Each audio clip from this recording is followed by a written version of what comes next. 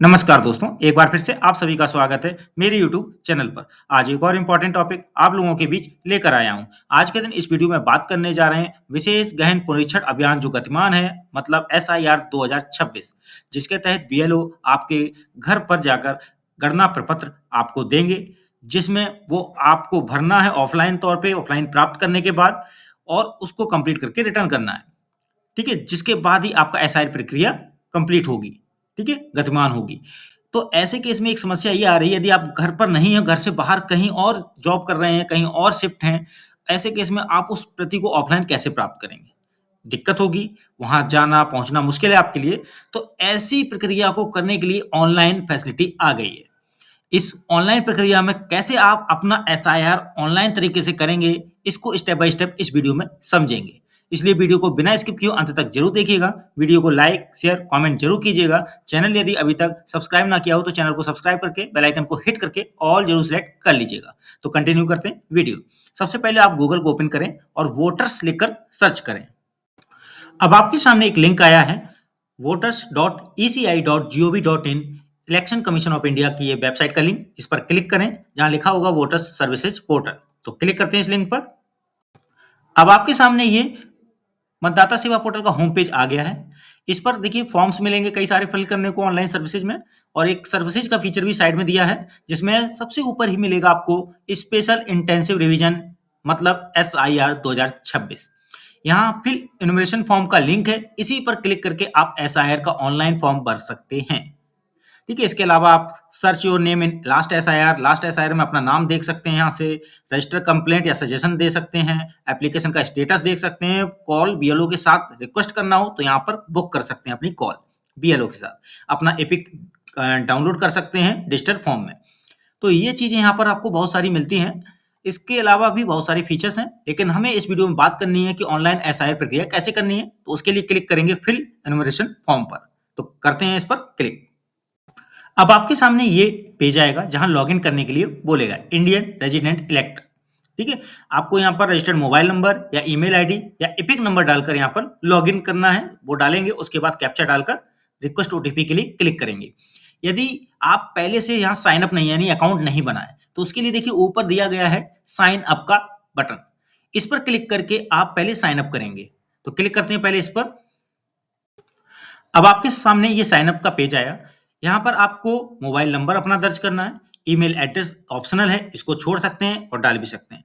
फिर इसके बाद कैप्चा डालकर आपको कंटिन्यू पर क्लिक करना है। तो ये फिल करके मैं करता हूं कंटिन्यू पर क्लिक। तो देखिए कंटिन्यू क्लिक करने के बाद अब आपके सामने फर्स्ट नेम और लास्ट नेम फिल करने को आएगा और रीसेंट ओटीपी पर क्लिक करना है। तो first name last name fill करके रीसेंट ओटीपी पर क्लिक करें।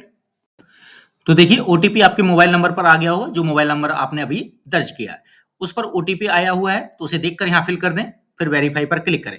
3 मिनट का समय होता है दोबारा से ओटीपी मंगाने के लिए, तो ये टाइमिंग चलती रहेगी। तो ओटीपी फिल करने के बाद मैं करता हूँ वेरीफाई पर क्लिक।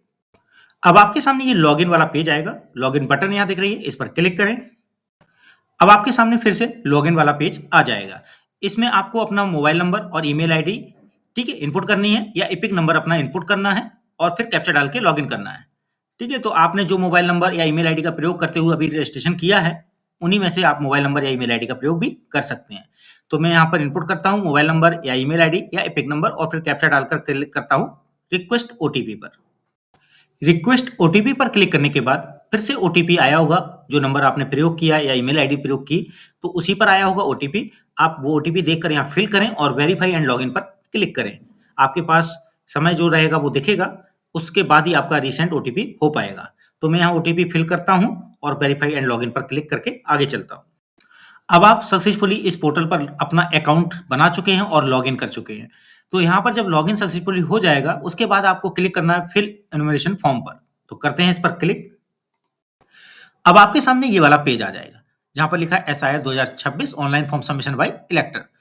आपको अपना स्टेट सिलेक्ट करना है, या जो भी स्टेट है, जिन जिन स्टेट में एसआईआर चल रहा है वो लिस्ट आपको पूरी दिखेगी। आपको अपना स्टेट सिलेक्ट कर लेना है। फिर आपको डालना है इपिक नंबर। इपिक नंबर यदि आपको नहीं पता है तो यहाँ पर आप बीएलओ से संपर्क करके अपना इपिक नंबर प्राप्त कर सकते हैं, या फिर आपके पास जो वोटर कार्ड है उसमें लिखा होगा इपिक नंबर। तो इस तरह से आपके पास यदि इपिक नंबर नोट है तो वहां से आप एक्सेस कर सकते हैं। यदि बीएलओ से संपर्क कर रहे हैं तो उनसे भी प्राप्त कर सकते हैं, या फिर आप ऑनलाइन भी इपिक नंबर देख सकते हैं। तो इसका भी वीडियो मैंने एक बनाया हुआ है, जिसका लिंक मैं इस वीडियो के डिस्क्रिप्शन में दे दूंगा। आप उस वीडियो को देखकर पूरी प्रक्रिया समझ लीजिएगा, जहां से एपिक नंबर आप प्राप्त कर सकते हैं वर्तमान 2025 की सूची में। अब बात यहाँ आती है एक और महत्वपूर्ण बात, कि यदि आपने लॉगिन किया तो क्या केवल एसआईआर आप अपना ही कर पाएंगे? नहीं, आप अपना तो कर पाएंगे। आप अपने साथ अपने परिवार के किसी भी सदस्य का यदि करना चाहते हैं, तो आप बेझिझक उनका भी एसआईआर यहाँ से ऑनलाइन कर सकते हैं। ठीक है? तो अब यहाँ पर स्टेट सिलेक्ट करेंगे, एपिक नंबर डालेंगे और सर्च करेंगे। तो करते हैं यहाँ सर्च। अब आपके सामने स्क्रीन पर प्री फिल्ड इंफॉर्मेशन आ जाएगी एपिक से जुड़ी हुई।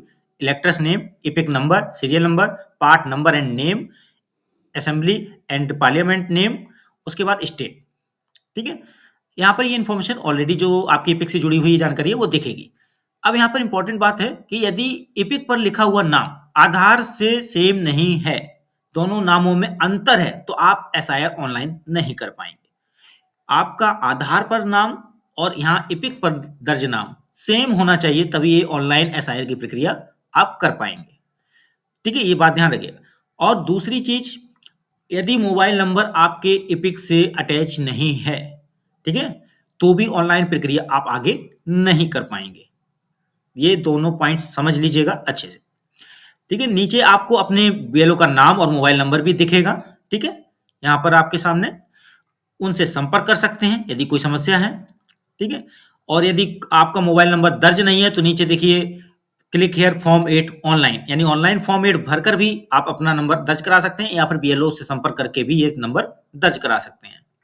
ठीक है, और नाम में भी कोई बदलाव है तो आपको सिर्फ क्या करना है, बीएलओ से संपर्क करना है और इस प्रक्रिया के लिए उनसे बात करनी है। तो यहाँ पर आपको मोबाइल नंबर दर्ज होना चाहिए एपिक के साथ, और साथ में नाम आधार और एपिक के बीच मिलान होना चाहिए। अब मैं यहाँ पर नीचे मोबाइल नंबर दर्ज करता हूँ, ठीक है, और सेंड ओटीपी पर क्लिक करूंगा। तो वही मोबाइल नंबर दर्ज करना है जो आपके एपिक से जुड़ा है। तो दर्ज करता हूँ मोबाइल नंबर और सेंड ओटीपी पर क्लिक करता हूँ। जैसे ही आपने मोबाइल नंबर इनपुट किया और सेंड ओटीपी पर क्लिक किया, तो अब आपके सामने ओटीपी फिल करने की स्क्रीन आएगी।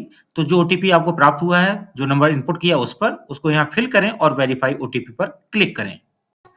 अब आपके सामने 3 कैटेगरी आएंगी। सिलेक्ट 1 कैटेगरी, इनमें से कोई एक कैटेगरी सिलेक्ट करनी है।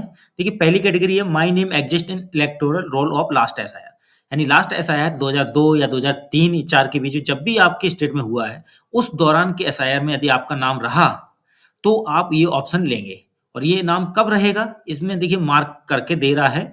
जैसे ये कैंडिडेट जो मैंने लॉगिन किया है उसकी उम्र 38 से कम है। ठीक है, तो ऐसे केस में क्या है कि ये मैसेज दे देगा कि your age is less than 38। यदि 38 साल से कम उम्र वाले व्यक्ति होंगे तो उनका यहाँ पर एसआईआर में नाम नहीं होगा पिछले वाले में, तो ये ऑप्शन उनके लिए काम नहीं करेगा। और यदि पिछले एसआईआर में आपका नाम होगा तो यानी 38 साल या इससे ऊपर की उम्र होगी, तभी आपका ये ऑप्शन वर्क करेगा। तो जब आपकी उम्र 38 या 38 से ऊपर की होगी तो ये ऑप्शन वर्क करेगा और इसे सिलेक्ट करेंगे। सिलेक्ट करने पे आपको क्या है, पिछले एसआईआर की डिटेल आपको यहाँ फिल करनी है। पिछले 2003 का जो इलेक्टोरल रोल पीडीएफ है वो डाउनलोड कैसे करेंगे, इसका वीडियो भी मैंने बनाया हुआ है, जिसका लिंक इस वीडियो के डिस्क्रिप्शन में मिलेगा, वहां से आप देख सकते हैं।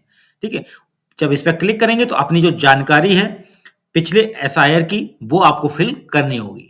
ठीक है, और उसको स्टेप बाय स्टेप आगे कर लेंगे तो आपका कंप्लीट हो जाएगा। अब दूसरा ऑप्शन यहाँ पर आता है माय पेरेंट्स नेम।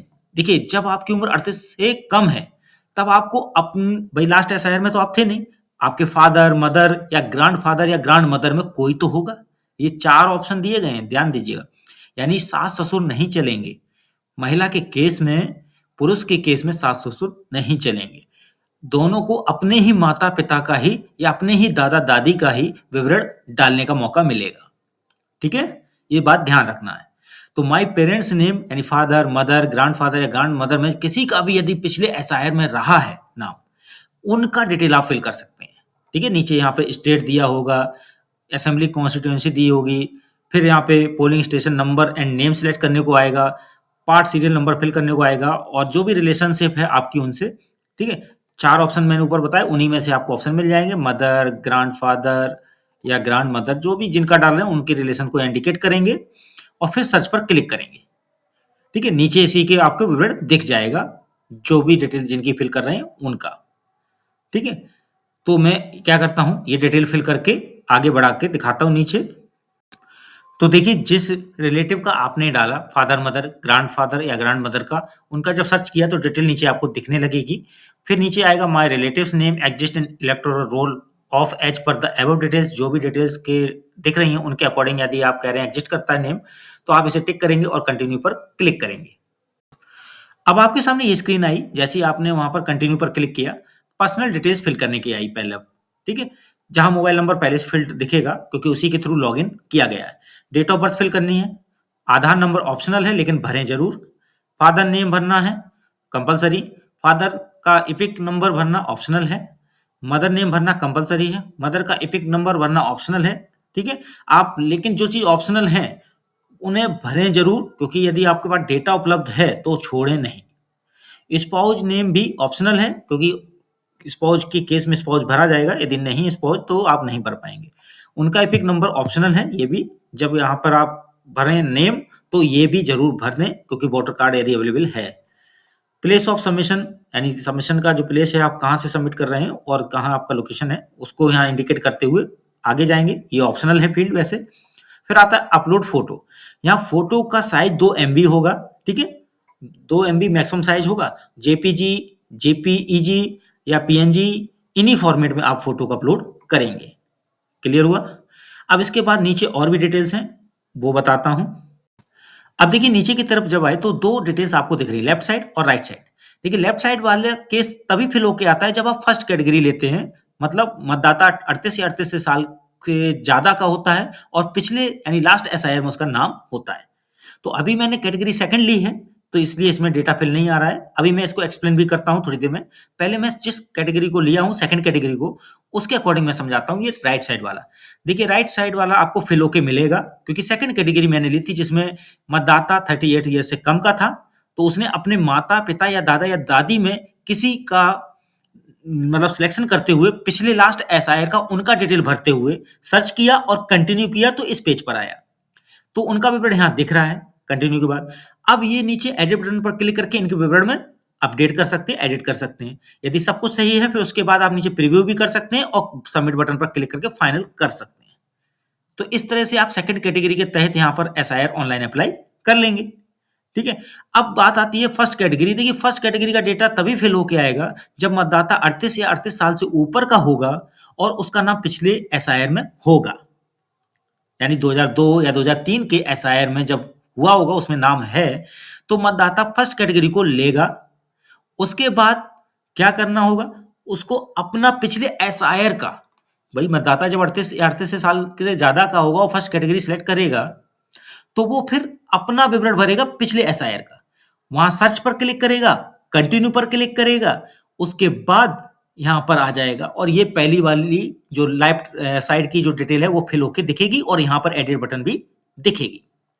फिर वो एडिट करके संशोधन करके यदि उसे सब कुछ सही लग रहा है तो यहाँ प्रीव्यू भी कर सकता है, सबमिट करके फाइनल कर देगा।